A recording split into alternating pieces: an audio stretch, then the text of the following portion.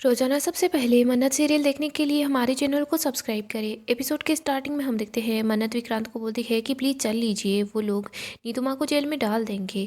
आप कहें तो मैं आपके पैर पड़ती हूँ, लेकिन प्लीज़ यहाँ से चल लीजिए। आगे हम कुछ देर पहले का सीन देखते हैं। रोनी विक्रांत के पास आता है, विक्रांत को बोलता है कि अपने बच्चे के लिए माँ बाप कुछ भी कर सकते हैं और ये बात तुम्हें जब समझ आएगी जब तुम्हारी खुद की औलाद होगी। माँ बाप बच्चों की खुशी के लिए अपनी खुशियाँ दांव पर लगा देते हैं। अपने बच्चे को खोने का डर क्या होता है ये बात भी तुम्हें तभी समझ आएगी। अपने बच्चे से पूरी दुनिया से लड़ जाना क्या होता है ये भी तुम्हें बाद में ही समझ आएगा, अभी तुम कुछ नहीं समझ पा रहे। रोनी बोलता है, इतने सालों से मुझे और नीतू को बस यही डर था कि हम अपने बच्चे को खो देंगे और आज वही डर सच साबित हो गया है।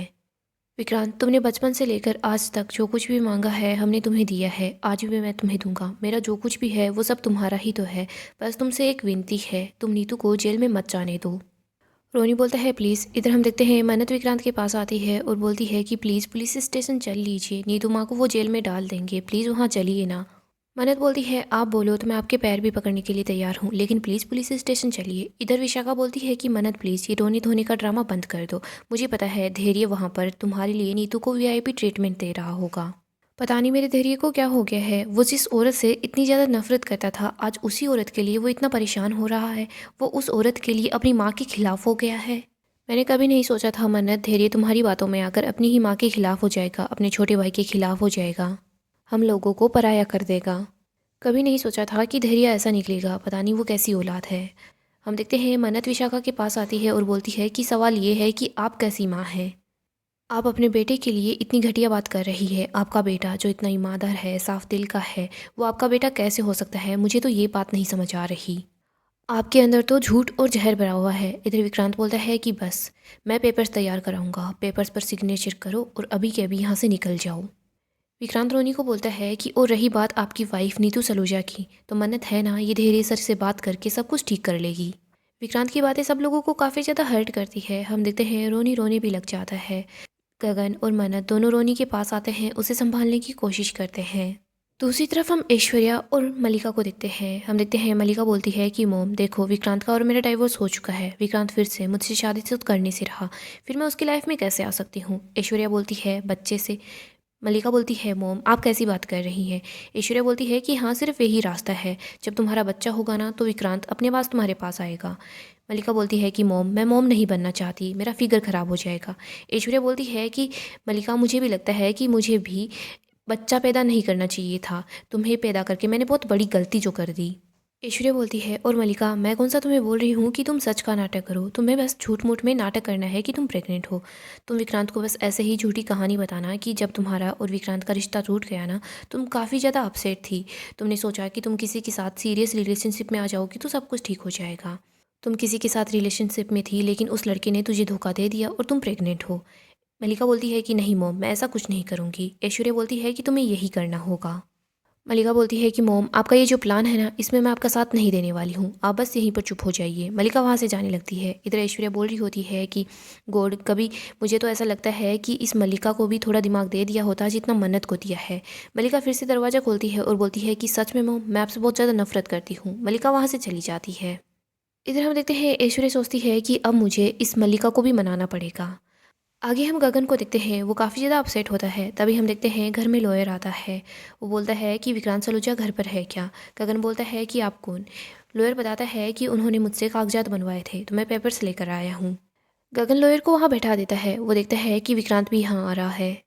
गगन विक्रांत के पास आता है। विक्रांत को बोलता है कि बेटा मुझे पता है ये मेरा हक नहीं है मैं तुम्हें कुछ भी बोलूं, लेकिन फिर भी मैं तुमसे एक सवाल कर रहा हूँ, तुम ये सब कुछ क्यों कर रहे हो? मुझे पता है रोनी ने, नीतू ने तुम्हारे साथ झूठ बोला है। बेटा मैं ये भी जानता हूँ माँ बाप अगर अपने बच्चे से झूठ बोलते हैं ना तो वो अपने बच्चे की भलाई के लिए ही झूठ बोलते हैं। चलो मैं मानता हूँ कि उन लोगों ने गलती की है, तुम उनसे नाराज़ हो ये भी ठीक है, लेकिन उनके एक झूठ के पीछे, एक गलती के पीछे तुम इतना बड़ा फैसला ले रहे हो, फिर तुम फिर से एक बार सोच लो। विक्रांत बोलता है सॉरी, लेकिन मैं आपसे एक सवाल पूछना चाहता हूँ। गगन बोलता है कि हाँ बोलो। विक्रांत बोलता है कि आपको ये नहीं पता था आपके साथ जितने सालों से वो औरत रह रही है उसका नाम ऐश्वर्या राय सिंह नहीं, असल में वो सोनिया खन्ना है। आपको बाद में ये पता चला कि शादी से पहले उसका एक बच्चा भी था, तो आपको कैसा लगा? गगन बोलता है कि मैं तुमसे झूठ नहीं बोलूँगा। मैंने सोचा कि मेरी बीवी ने मुझे इतना बड़ा धोखा दिया है, मुझे इतने धोखे में रखा है, उसने मुझसे झूठ बोला है, मुझे उस पर बहुत ज़्यादा गुस्सा आया। मुझे यही लगा कि मुझे उसे अपनी ज़िंदगी से निकाल देना चाहिए। विक्रांत बोलता है जो आपके साथ हुआ ना वही सब कुछ तो मेरे साथ हो रहा है। मेरे अपनों ने ही मुझे धोखा दिया। मैंने जिन लोगों को अपना माना उन्होंने ही मुझे धोखा दिया। मैं जिन लोगों को अपना मॉम डैड मान रहा था उन्होंने ही मुझे झूठ बोला, मुझसे धोखा दिया। और मिस मन्नत जिससे मैं पूरी दुनिया के सामने शादी करने जा रहा था, उसने पता नहीं कितनी बार मेरी आंखों में आंखें डालकर मुझसे झूठ बोला होगा। आप ही बताइए, मेरा गुस्सा, मेरी नफरत ये जायज़ नहीं है क्या? सब लोग मुझे बोल रहे हैं कि मैं ही गलत हूँ। आप ही बताइए ना कि मेरा गुस्सा गलत कैसे है? आगे हम मन्नत को देखते हैं, वो अपनी और विक्रांत की पिक्चर देखती है। उसे याद आता है कि कैसे वो कितने खुश थे। हम देखते हैं मन्नत अपनी सारी पैकिंग कर रही होती है। श्रुति भी मन्नत के पास आती है, उसके पास भी अपना बैग होता है, उसने भी अपना सारा सामान बांध लिया होता है। इधर हम रोनी को देखते हैं, वो भी अपने कपड़ों को पैक कर रहा होता है। मन्नत और श्रुति दोनों रोनी के पास आते हैं। रोनी को याद आता है कि कैसे रोनी, नीतू और विक्रांत तीनों एक साथ कितने खुश थे। इधर मन्नत बोलती है कि पापा हम चलें।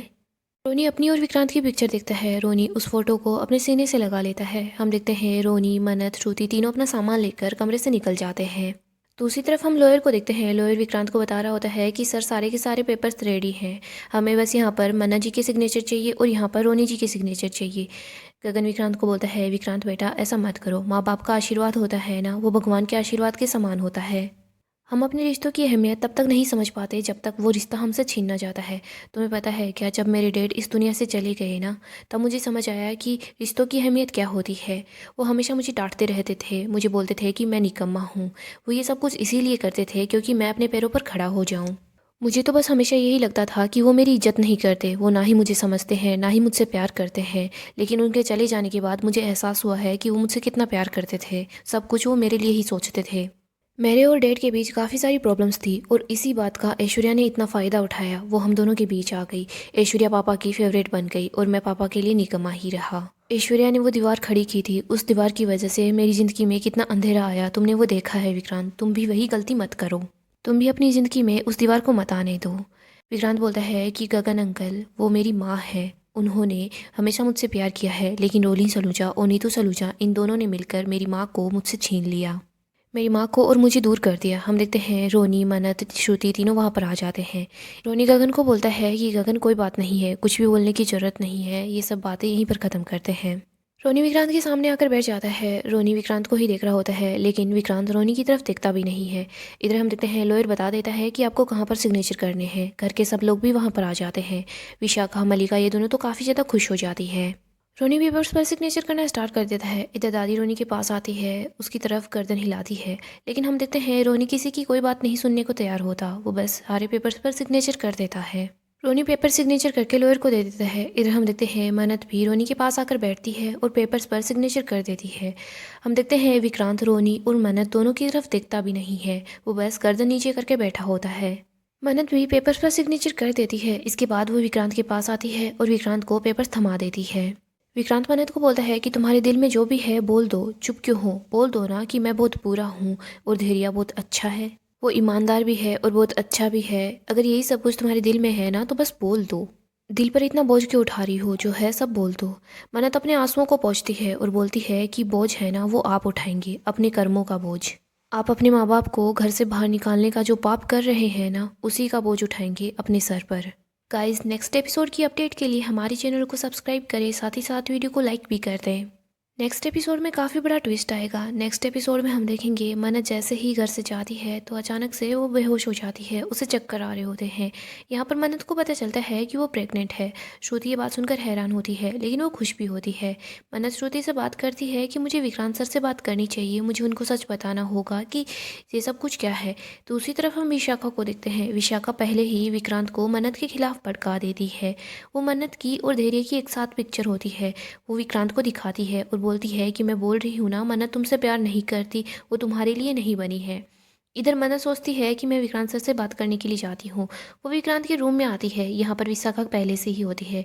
विशाखा बोलती है कि तुम फिर से मेरे बेटे की ज़िंदगी खराब करना चाहती हो क्या, तुम यहाँ पर क्यों आई हो। मन्नत उनको चुप रहने के लिए बोलती है। मन्नत विक्रांत के पास आती है और बोलती है कि मुझे आपको कुछ बताना है। मन्नत विक्रांत को बता देती है कि वो प्रेग्नेंट है, लेकिन हम देखते हैं विक्रांत मन्नत को बोलता है कि तुम मुझे आकर ये सब कुछ क्यों बता रही हो। मन्नत, तुमने मेरे साथ बहुत बड़ा धोखा दिया है। यहाँ पर विक्रांत को यही लगता है कि मन्नत झूठ बोल रही है। विक्रांत को लगता है कि मन्नत को धैर्य को पसंद करती है, ना कि मुझे पसंद करती है। विशाखा की सारी बातें विक्रांत को सच लगती है। दूसरी तरफ हम देखते हैं नीतू जेल से बाहर आ जाती है। उसको भी पता चलता है कि विक्रांत ने मन्नत की बात पर ट्रस्ट नहीं किया। सभी लोग काफ़ी ज़्यादा दुखी हो जाते हैं। गाइस, ऐसे ही अपडेट के लिए चैनल को सब्सक्राइब करें और वीडियो पसंद आता है तो लाइक ज़रूर कर दें।